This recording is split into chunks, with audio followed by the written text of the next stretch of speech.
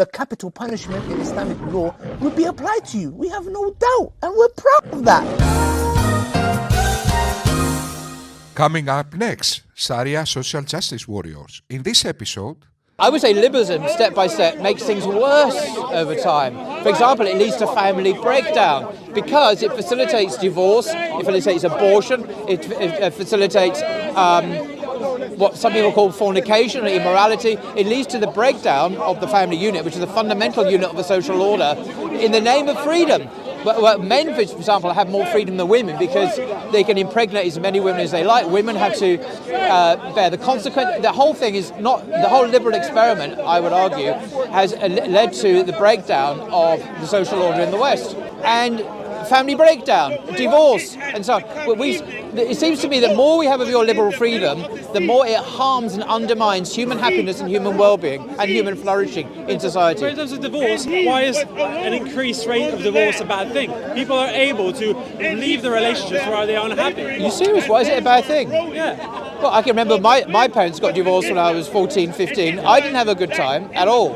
The divorce hurt me bad. And there are a lot of wounded children out there because the parents gave up after 5 years or 10 years and left their kids alone with a single parent who is impoverished. Because, do you not know any about this? This is awful. I know this is awful. It is awful. But I would argue that this is your liberal experiment come true. Because I would argue that having a relationship and the two parents who hate each other. Unless Paul Williams proposes that divorce should be illegal, he agrees with liberals that people should be legally allowed to divorce in a healthy society. Liberalism and Islam legally allow divorce, which is obviously a good thing. Neither liberal law nor Islamic law encourages people to divorce. What Paul Williams meant to say is that women should not have the right to divorce without their husband's consent. Women in Islamic law are legally prohibited from divorcing their husbands without his consent unless they can prove in court abuse, neglect, abandonment, inability to provide maintenance, impotence, etc. In contrast, men can divorce women by simply saying, "I divorce you," 3 times. Talaq. Paul Williams accuses liberals of allowing divorce when, in his ideal society, Muslim men like him can divorce by a simple proclamation, while women need to seek their husband's approval or try their luck in an Islamic court. A court based on Islamic misogyny predetermined that women's testimony counts as half that of a man, where husbands are allowed to beat and rape their wives. Women face strict restrictions on their freedom of movement, including needing male permission to travel or go abroad. A man is allowed to have secret second families and second wives. Wives are discouraged or even prohibited from working or gaining an education, leaving them dependent on their husbands for their livelihood. Women's social lives are restricted, limiting their ability to speak out, and to top all that, arranged and child marriages often force them into unwanted marriages to begin with. Islam that lacks a meaningful moral system based on virtue and consequentialism is being explored by some Muslims who interpret Allah's arbitrary commands in a way that serves their desires. For example, in temporary marriages or muta, some Muslims take advantage of the apparent shallow nature of Islam. They marry a woman for a limited time, acquire Allah's blessings for paid sexual intercourse, and then they divorce her. Islam makes a mockery of the concept of marriage with polygamy and allowing temporary marriages, and in consequence, it makes a mockery of divorce, which should not be used to sanctify temporary marriages for sex. To conclude, in liberal law, divorce is legal, not encouraged, as it should be. Islamic law makes a mockery of divorce with a simple proclamation for men, almost impossible for women to divorce. When it comes to divorce, liberalism is obviously better for societies. Paul Williams, either dishonestly or by mere stupidity, hid the truth about divorce in Islam and falsely implied that in secular societies divorce is encouraged in contrast to simply allowed, showing again that without lies, Islam dies. Paul Williams correlated high divorce rates in liberal societies with freedom. According to him, the fact that in liberal societies there is equality of men and women in law is a bad thing. The fact that in liberal societies women are empowered by a career and education is a bad thing. The fact that in liberal societies women have basic human rights, like the right of movement and choosing their partner, is a bad thing. And yet, these are obviously good things, using simple humanity and common sense. Islam brings harm to society and produces morally blind idiots like Paul Williams by replacing common sense with totalitarian obedience to revelations. Paul Williams is not just wrong, he is mentally handicapped. And that makes sense. Islam is not a failure in logic. Islam is a mental disease. If Islam gets access to societies via multiculturalism, it will always find weak-minded idiots like Paul Williams to infect. Wait! A Quran! Thanks, Santa! Allahu Akbar, Allahu Akbar, Ashhadu an la ilaha illa. I can prove to you that Islam is the one true religion in 45 seconds. Point number one, the Quran says the word man and woman 23 times, and we have 23 pairs of chromosomes. But my answer would be that parents just don't, not everything is just abusive, by the way. People can sometimes simply go after another partner, for example. They can prefer a younger model or whatever. There could be all sorts of reasons why people split up. Because of the disposability of relationships, they are more ephemeral now than they ever were in the past. But when you have children, and when you have who need stability and love and a home that's not going to just break apart when the father wants to whatever, you know, liberalism provides an easy way out for men to get what they want, and it's usually the women who suffer under liberalism because they're the ones having to carry the can, to have to keep the child. They're the ones that get custody of the children normally. I would argue that through having that access to divorce, women are... Paul Williams just condemned his prophet, who had at some point 11 wives and concubines, and often chases new models, so to speak, as Paul said. Because part of the Sunnah is the example of the Prophet, we see popular da'i like Mohammed Hijab thinking it's totally permissible to have relations outside marriage if he can only marry them Islamically. The so-called hotel wife scandal we saw lately. That is fully Islam to blame for this type of mindset. Let's see this mindset, what I'm talking about. Harris doesn't seem to be getting it. I'm arguing that Sharia law is superior to human rights because Sharia rule preserves marriage and family. Okay, do you value marriage? Do you value family? And let's look into this. So, Feminist sisters who love their sisters, who will die for their sisters, will take a bullet for their sisters, but will not share their husbands for their sisters. You can lie. It's just... How dare they? It's so cringe to even like if you loved me, you'd share me with your friends, honey. What's wrong with you? It's like, don't you love me? Don't you love them? Your spouse. You can lie to your spouse. But can they lie in the context of, for example, if one says, I sense that you've got a second wife, can he say, no, I don't? Yes, you can. You can say that. You can say that? Yes, I personally believe this is... the Prophet said you can do it.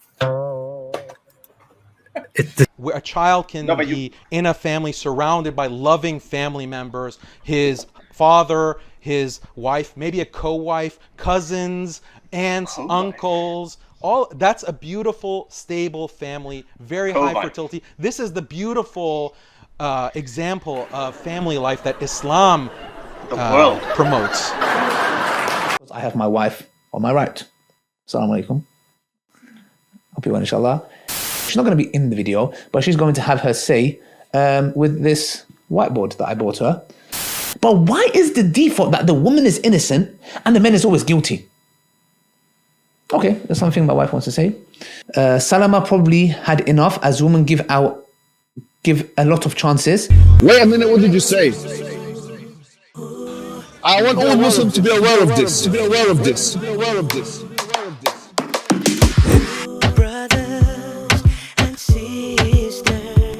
The reason why we don't have sexual intercourse with 5-year-olds and 6-year-olds and 7-year-olds or whatever is not because of puberty. Wait a minute, what did you say?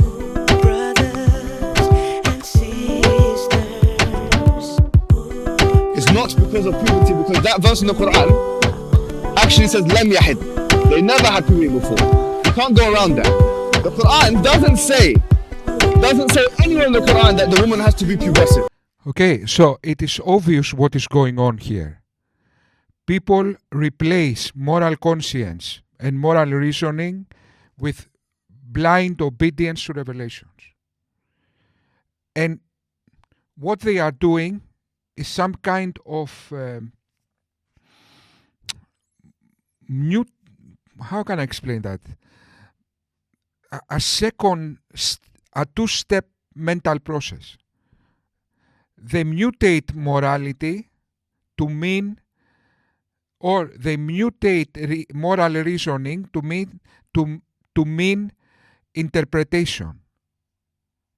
So these people think they are engaging in moral reasoning because they interpret a book in the right way. So they are not engaging in moral reasoning in reality. They're just engaging in interpretation. Okay, but you see the source. The source of this type of evil and bad social behavior, this type of mindset that allows bad social behaviors and even terrorism, even extreme terrorism, is Islam. It's not the opposite. These are not bad people that just happen to be Muslims.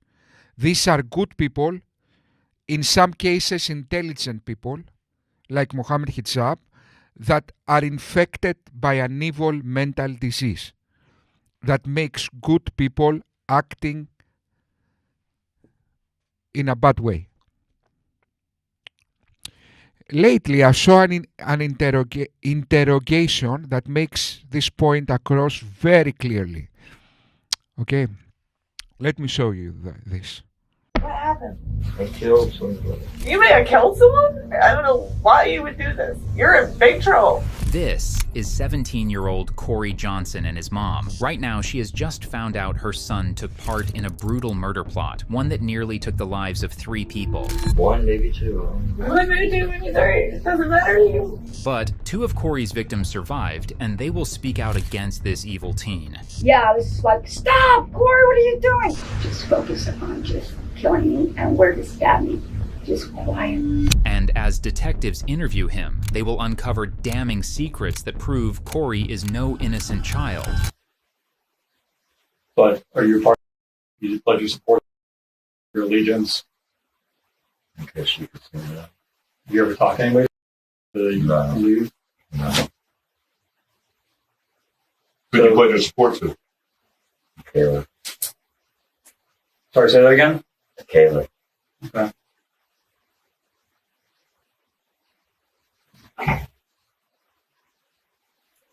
I talked to you a year ago.